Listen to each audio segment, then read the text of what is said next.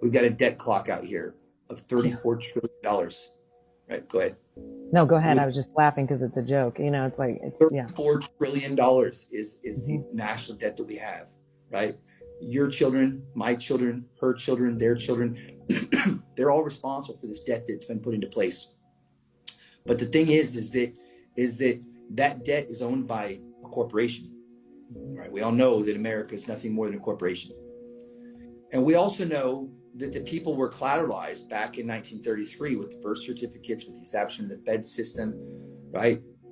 Well, we went into bankruptcy at that point in time. The nation did, the corporation did, and we still remain in bankruptcy today. That's the reason why we're in admiralty jurisdiction, is because admiralty jurisdiction deals with bankruptcy as this contract issue. So therefore, we were transferred into admiralty law jurisdiction at that moment, at that point in time. That's why we're still operating within admiralty, is because we remain in bankruptcy today. Well, if we're in bankruptcy, the protected party are the people of the United States. We are protected from our creditors during the period of time that we're in bankruptcy. And hopefully you guys will understand this. I don't know how many of you have filed bankruptcy. I've been through the bankruptcy process, so I have the experience to understand, what happens. But you have to be protected by your creditor during the period of time that you're in bankruptcy. So in order to do that, in order to protect the people of the United States, they had to create a fiduciary. And that fiduciary was the Fed system. And so HJR 192, House Joint Resolution 192, is the key to all of this. The very law that enslaved and collateralized the people of the United States and made us property of the Fed is the very law that sets free, because that law says that all debt, public and private, must be paid by the Fed, by the Treasury. Right? We don't own the Treasury. People don't own it. The banks own the Treasury. Yeah.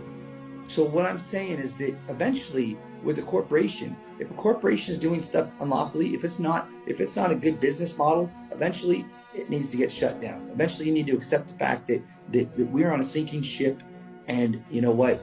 It's better to cut our losses and try something different, head a different direction. So if this corporation is not serving its consumers, the people of the United States, then we are all shareholders in this corporation.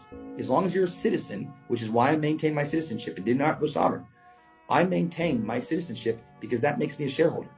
I can walk into this corporation and I can ask for a board meeting because I'm a single shareholder, and they have to have one. So the thing is that we have the ability to make a decision that if this corporation is not serving its consumer, then maybe it's time to shut it down. Maybe it's time to go ahead and finish this bankruptcy. Because if we do, all debt, public and private, is to be paid by the Treasury. That $34 trillion isn't on your child or my child or her child or their child. That's the responsibility of who owns the Treasury, because they took and accepted responsibility for that. Right. Which means that the banks who got us into this mess are responsible for the $34 trillion. That's why we can release the debt. That's why we can remove the chains that bind every single one of us right now.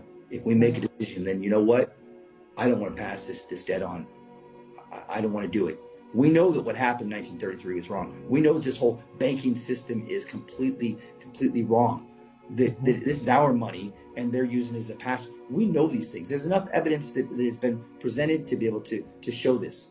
So all I'm saying is that if we want to release the debt of our children and ourselves, set ourselves free, remove the chains that bind us into our enslavement to financial institutions and corporations, I know how to do it. And I'd like to help America make that happen. So, there is a way, and it's used in the law. But the thing is that it's going to require all of you to follow something a little bit different than what you're used to, right? Right, and what would that be?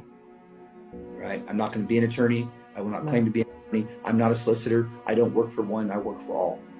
So I'm only asking that you guys save your money. Save it, because you're going to need it when your loved ones come back home.